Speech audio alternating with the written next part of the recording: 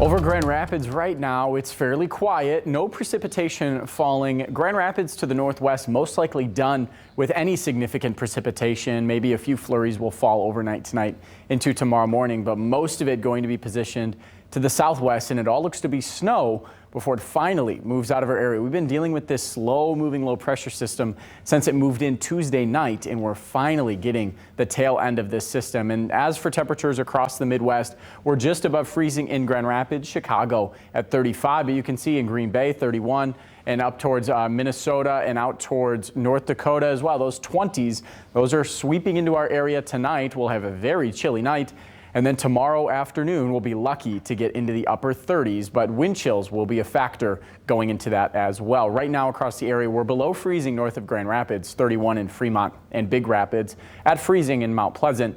Along the lakeshore, South Haven at 32 degrees, in a few areas still a couple of degrees above freezing. But as we go throughout the night tonight, with a northwest wind anywhere from 5 to 10 miles per hour, it's going to knock down those feels like temperatures. We're feeling in the 20s for some areas along the lakeshore where the winds are calmer, just a little bit warmer. But these are temperatures that we're normally dealing with in January and February, and overnight lows normally above freezing for this time of year. So to be already at the freezing mark is not a good sign for cooler air coming in for tomorrow. Here's a look at the satellite and radar, and you can see West Michigan, pretty much a bubble of dry conditions. Most of the precipitation over Lake Michigan and into Wisconsin, or well out east near Flint and the Detroit area right now. So a pretty good setup precipitation wise, but this will continue to flow into our area. You can see it wrapping around from the northwest to the south and east. We're still going to have some chances for flurries before it finally moves out of our area. So here's what we can expect overnight tonight. Most of it along the lakeshore. I think it's a little generous for the precipitation off to the north, but nonetheless, flurries are still possible, mostly south and west of Grand Rapids. And then throughout the day tomorrow, we'll dry out. We'll stay cloudy most of the day, but you can see this clearing line really setting up Saturday evening, and that'll move off from the lakeshore to the east. We'll get great clearing overnight into Sunday morning, and Sunday is going to be a really sunny day for us here.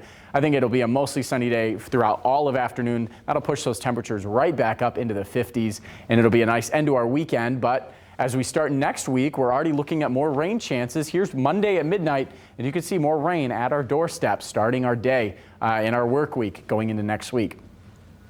Here are the lows tonight, 29 degrees Grand Rapids, and a little bit cooler off to the north. Most of us, though, will stay just about 30 degrees. It'll be a fairly chilly night, and tomorrow morning, again, like I mentioned, with wind chills and afternoon highs only in the 30s, it'll be feeling like the lower 30s or upper 20s, even as the precipitation moves out and the clouds clear in the evening hours of tomorrow. So here's the setup for the next week. I mentioned the precipitation coming in on Monday. As this system leaves our area and the coolest air on Saturday drives out, and we warm up on Sunday, it's going to bring a lot of Gulf moisture with it, which is why we'll have the chance to see that precipitation. You can see a lot of these warms, the yellows and the oranges setting up in the Midwest. That's going to creep into our area. By the time we go to Monday, we're going to go from 39 all the way up to the low 60s on Monday, and then Tuesday, Wednesday, Thursday, a really big warm up ahead. Before we get there, though, tomorrow, we still got to deal with the cooler air. We're looking at wind chills going to be in the, like I mentioned, in the upper 20s and lower 30s.